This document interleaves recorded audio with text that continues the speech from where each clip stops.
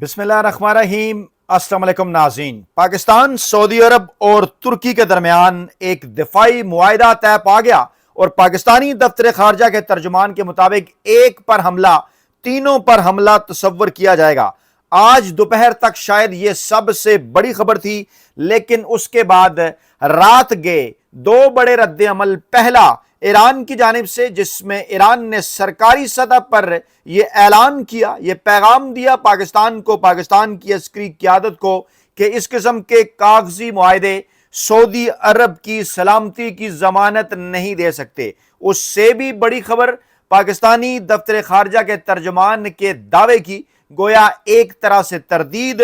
तुर्की के सदर रजब तैयब अर्दगान ने कहा कि यह मुआहिदा किसी एक मुल्क के खिलाफ नहीं है, क्योंकि यह तासुर मिल रहा था कि शायद सऊदी अरब ने ईरान के खिलाफ पाकिस्तान और तुर्की के साथ दिफाई अमन मुआहिदा किया है। इसका बाकायदा तौर पर एक बैकग्राउंड था। अमेरिका और ईरान जंग में आमने सामने थे और सऊदी अरब में जो मौजूद अमरीकी अड्डे हैं वहां से ईरान पर हमले किए जा रहे थे।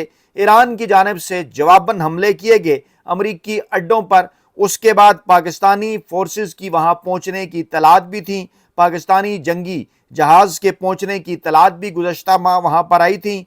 और यह भी कहा जा रहा था कि पाकिस्तान का सऊदी अरब के साथ जो मुआहिदा है, पाकिस्तान की यह ख्वाहिश है कि उसमें कोई एक और मुल्क भी शामिल हो। माजी में यही कहा गया जब पाकिस्तान और सऊदी अरब के दरमियान मुआहिदा हुआ कि एक पर हमला, दोनों पर हमला तसव्वुर होगा। लेकिन जब भारत की जानिब से पाकिस्तान पर हमला किया गया गुज़श्ता साल, तो उस वक्त लोग सवालात उठाते नजर आए कि सऊदी अरब की जानिब से रद्द अमल क्यों नहीं दिया जा रहा भारत के खिलाफ। और फिर जब ईरान की जानिब से सऊदी अरब पर हमले हुए, पाकिस्तान की अस्करी क़यादत ने पैगामात पहुँचाए, सऊदी अरब ने एक्सपेक्टेशन बढ़ाई, पाकिस्तान के फोर्सेस के कुछ दस्ते वहाँ पहुँचे, जहाज़ के पहुँचने की भी तलात आई और कहा गया कि ईरान को समझाया जा रहा है कि अब अगर हमला किया गया तो पाकिस्तान की रेड लाइन है, सऊदी अरब का दफा आपको जवाब मिलेगा।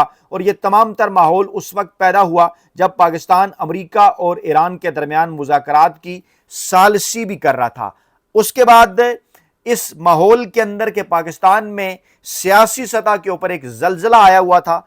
चुनतखब वज़ीर-ए-आज़म शहबाज शरीफ साहब और फील्ड मार्शल आसिम मुनीर साहब, जिनके मुतल्लिक ये कहा जा रहा है कि अपनी ज़िंदगी का बहुत बड़ा मिशन लेकर वो सऊदी अरब पहुँचे, वहाँ पर उनकी शहज़ादा मोहम्मद बिन सलमान से मुलाकात हुई। और आज इस मुआहिदे की तफसीलात पाकिस्तान के दफ्तर खारजा ने जो शेयर की, पहले हम आपके सामने वो रखते हैं, फिर इसके ऊपर हम जो ईरान का रद्द अमल आया सरकारी सतह पर वो आपको बताते हैं, और फिर आपको ये भी बताते हैं कि जब ये दोनों मौक़िफ़ सामने आ रहे थे तो उस वक्त ईरान के सदर रजब तैयब अर्दगान क्या कह रहे थे। लेकिन आगे बढ़ने से पहले मैं आपके सामने पाकिस्तान आज एक बड़ी मुश्किल दरपेश पाकिस्तान को इंटरनेशनल मीडिया के हवाले से, बीबीसी ने एक रिपोर्ट की है पाकिस्तान के अंदर मीडिया पर पाबंदियों के हवाले से कि कैसे गैर मुल्की मीडिया के ऊपर भी पाबंदियां हैं। मैं पहले आपको वीडियो सुनाता हूं, उसके बाद फिर मैं जो बीबीसी ने रिपोर्ट की है मैं वो भी आपको दिखाता हूं, क्योंकि इन तमाम तर चीज़ों का ये जो वीडियो मैंने आपके लिए निकाली है इसका बराह रास्त ताल्लुक़ है इस खबर के साथ भी। पाकिस्तान, ईरान और तुर्की के दरमियान जो मुआहिदा हुआ है उसको बीबीसी किस तरह से रिपोर्ट कर रहा है, पाकिस्तानी मीडिया क्या बात कर रहा है, पहले आप सुनिए ज़रा, देखिए। बल्कि मैं पहले पढ़ता हूँ कि बीबीसी ने कहा कि पाकिस्तान में बदतरीन डिक्टेटरशिप है, पाकिस्तान में नेशनल और इंटरनेशनल मीडिया पर मुकम्मल तौर पर पाबंदी है और पहली बार इस किस्म की पाबंदी माजी में किसी मार्शल लॉ दौर के अंदर भी नहीं रही। लेकिन आप ज़रा गौर करें कि कोई पाकिस्तान का बड़ा एंकर, वेला कालम नगार, मुलाजम साफ़ी उसके ऊपर बात नहीं कर रहा। अब याद करें इमरान खान साहब के दौरे हुकूमत में कोई पत्ता भी अगर हिलता था तो किस तरह से पाकिस्तान के अंदर बड़े एंकर वेले कालम नगार और मुलाजम साफ़ी बोला करते थे कि वो जी अमन मीर बेरोज़गार हो गया और फलां हो गया। अभी काशिफ अब्बासी साहब को कितना अरसा हो गया आफेयर हैं, कई दीगर अनगिनत नाम है साफ़ियों के जिनके ऊपर हमले हुए, जिनके ऊपर पाबंदियाँ लगी और बाकायदा तौर पर न्यूज़ रूम जो हैं वो उनके ऊपर मुकम्मल तौर पर कब्जा है उन फैसला साजों का जो अपनी मर्जी की खबरें चलवा रहे हैं। बीबीसी क्या रिपोर्ट कर रहा है सुनिए।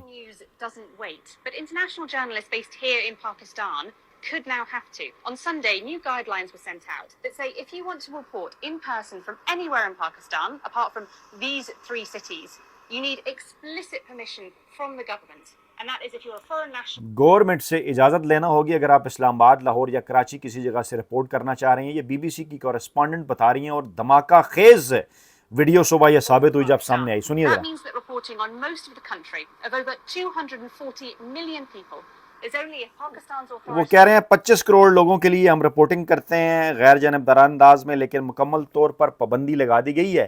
میں بی بی سی کا موقف آپ کے سامنے رکھتا ہوں. بی بی سی کا پاکستانی حکومت سے بین الاقوامی میڈیا رپورٹنگ پر عائد نئی پابندیاں ہٹانے کا مطالبہ. کیرولین ڈیویس ان کی یہ سٹوری ہے، اور بی بی سی نے پاکستانی حکام کی جانب سے ملک بھر میں بین الاقوامی میڈیا کی نقل و حرکت محدود کرنے کے لیے عائد کی گئی نئی پابندیوں پر شدید تشویش کا اظہار کرتے ہوئے ان غیر ضروری پابندیوں کو واپس لینے کا مطالبہ کیا ہے. بیک گراؤنڈ اس کا یہ ہے کہ بی بی سی اور الجزیرہ پر کشمیر کے اندر پابندیاں لگیں.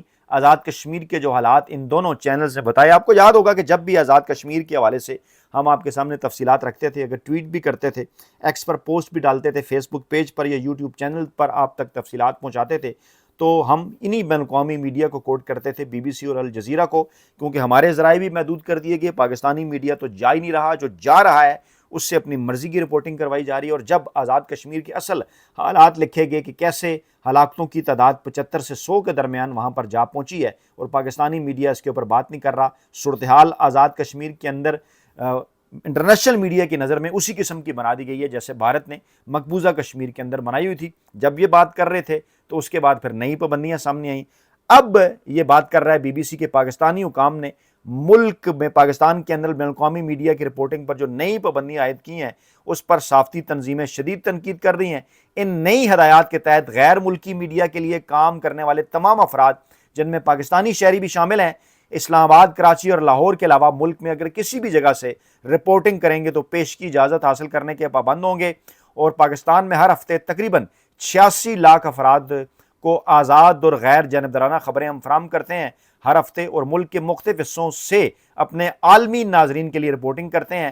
ہمارے صحافیوں میں جن میں پاکستان میں تعینات مقامی عملہ بھی شامل ہے، ان کو اجازت ہونی چاہیے تمام علاقوں میں جانے کی. ترجمان نے کہا کہ دنیا بھر میں آزادی صحافت کو بڑھتے ہوئے دباؤ کا سامنا ہے، لیکن پاکستان کے اندر یہ ایک ناپسندیدہ تبدیلی آزادی جو میڈیا کی تھی اس کو ایک قدم اور پیچھے دھکیلتی ہے. اور 180 ملکوں میں اس وقت پاکستان 153ویں نمبر پہ ہے. بی بی سی کے مطابق دنیا کے جو 180 ملک، وہاں پر جو میڈیا کی آزادی کی صورتحال ہے 153 نمبر کے اوپر ہے پاکستان. اور اس پر مصطفیٰ نواز کھوکھر سے انہوں نے رائے لی. انہوں نے کہا کہ یہ ہدایات جو نہیں آئی ہیں یہ میڈیا کا گلا گھونٹنے کے مترادف ہیں، نئی بات نہیں، لیکن جو کچھ اس وقت ہو رہا ہے شاید پاکستان کے اندر اس کی ماضی میں مثال نہیں ملتی. خود بی بی سی نے بھی کہا کہ guide line 2026 foreign media facilitation guide line 2026 جو دی گئی ہیں، بظاہر فیسیلیٹیشن کہا گیا لیکن این او سی اس قسم کی دیگر چیزیں، اس میں کتنا وقت لگے گا، یہ تمام تر چیزیں 25 کروڑ والے کی آبادی والا جو ملک ہے پاکستان، اس میں رپورٹنگ کے جو مواقع ہیں اور جو ہماری صلاحیت ہے اس کو شدید متاثر کر سکتی ہیں. ظفر عباس نے بھی یہ کہا کہ یہ پابندیاں مضحکہ خیز ہیں. انگریزی روزنامہ ڈان کے ایڈیٹر ظفر عباس کہتے ہیں کہ یہ پابندیاں مضحکہ خیز ہیں. 40 سال سے زائد عرصے سے میں صحافت کر رہا ہوں اور 2 فوجی حکمرانوں اور متعدد آمرانہ طرز حکومت رکھنے والی سول حکومتوں کے ادوار میں بھی رپورٹنگ کر چکا ہوں، لیکن میں نے اس سے پہلے کبھی اس قسم کی پابندیاں نہیں نافذ ہوتے دیکھیں. یہ انٹرنیشنل میڈیا رپورٹ کر رہا ہے، یہ ڈان کے ایڈیٹر کہہ رہے ہیں کہاں ہو تم وڈے اینکرو، ویلے کالم نگاروں اور ملازم صحافیوں. عمران خان کے دور میں ہر پتے کے کھڑکنے پر چوں چوں چاں چاں کرنے والے صحافیوں، تمہاری ایک پوری لائن ہے، وہ کہاں ہیں؟ وہ کہاں ہیں؟ نام آپ کو پتہ ہے، کمنٹ باکس کے اندر لکھیے ان تمام تر لوگوں کے نام جو کہ عمران خان کے دور حکومت میں بڑا شور مچایا کرتے تھے کہ پتہ نہیں کیا. حالانکہ جو میڈیا آزاد ہم نے عمران خان صاحب کی اپنی 25 سالہ صحافتی جو دور ہے اس میں دیکھا، شاید اس طرح کبھی نہیں تھا جس طرح سے کھل کے میڈیا اور خاص طور پر جنگ جیو گروپ تنقید کیا کرتا تھا. آج اس حوالے سے بڑے سوالات ہیں. ان پابندیاں لگانے کی ضرورت کیوں پیش آتی ہے؟ دھیمے لہجے میں، دھیمی سروں میں ذرا سمجھیے، کیونکہ اس وقت پاکستانی میڈیا کیا رپورٹ کر رہا ہے معاہدے کے حوالے سے، اور بی بی سی کیا رپورٹ کر رہا ہے.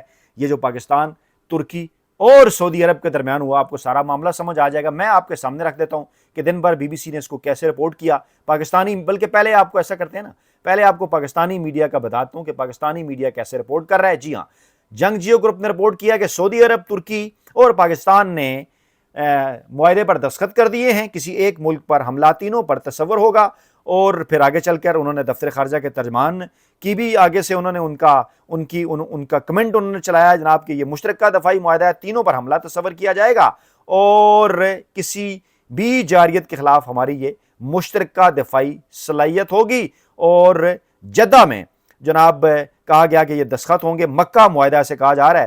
اور پھر اس کو انٹرنیشنل میڈیا نے کیسے رپورٹ کیا، جس وجہ سے انٹرنیشنل میڈیا کے اوپر پابندیاں لگائی گئی ہیں نا، میں وہ بھی آپ کے سامنے رکھتا ہوں تاکہ یہ تفصیلات آپ کو پتہ چلیں کہ کیوں کر یہ ایسا ہوا۔ جی ہاں، میڈیا رپورٹ کر رہا ہے، پہلے انہوں نے پاکستانی دفتر خارجہ کا بیان چلایا کہ جناب یہ جارحانہ اقدام کے خلاف اجتماعی دفاع کو مضبوط بنائے گا، اور بقول ان کے اس معاہدے کے اندر تینوں ریاستوں میں سے کسی ایک کے خلاف ہونے والا کوئی بھی مسلح حملہ سب کے خلاف حملہ تصور کیا جائے گا۔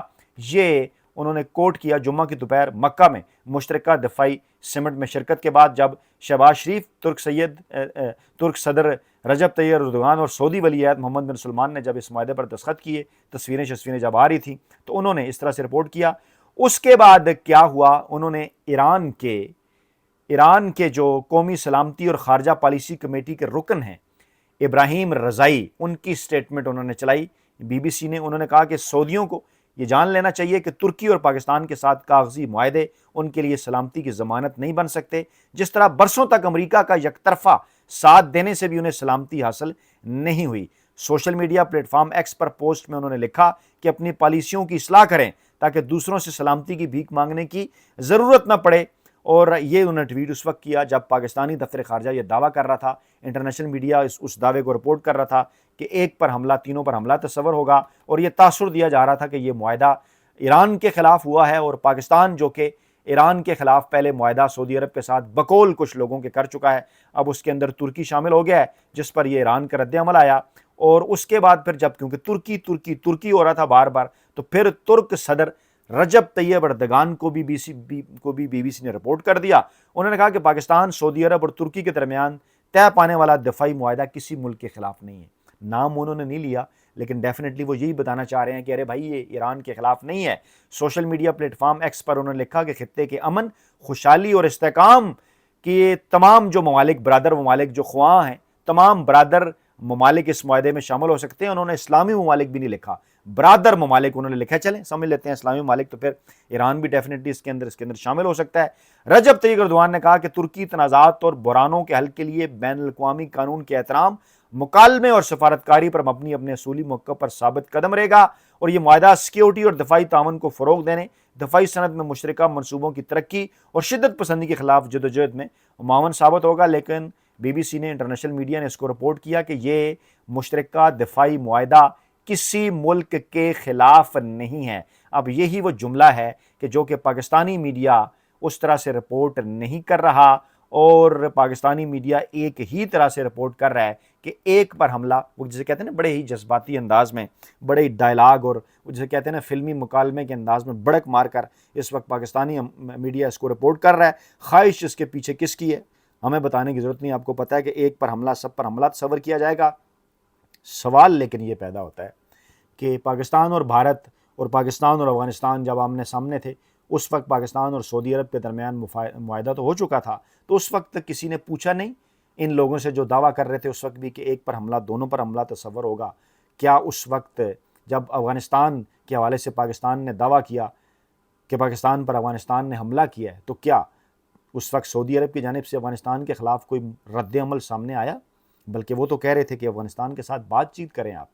پھر جب بھارت کی جانب سے پاکستان پر حملہ ہوا اور پھر پاکستان نے اس حملے کے جواب میں پاکستان نے بھی کارروائی کی، تو کیا اس وقت سعودی عرب کی پوزیشن یہی تھی جو کہ ایران اور سعودی عرب کے آمنے سامنے کے آنے کے بعد پاکستان میں ایک مخصوص طبقہ تاثر دے رہا تھا پاکستان کے حوالے سے، اور بار بار یہ بات کر رہے تھے کہ جناب ایران نے اگر ریڈ لائن کراس کی تو پاکستان ایسا کر دے گا؟